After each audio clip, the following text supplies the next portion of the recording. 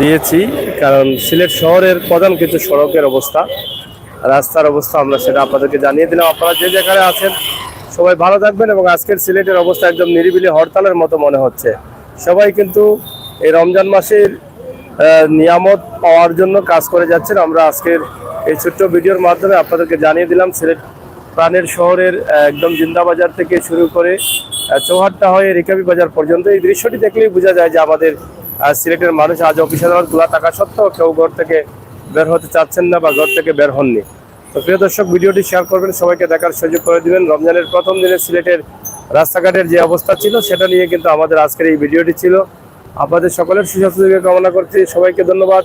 কথা হবে, দেখা হবে, সেই পর্যন্ত ভালো থাকবেন, নিরাপদ থাকবেন, সুস্থ থাকবেন। আল্লাহ হাফেজ।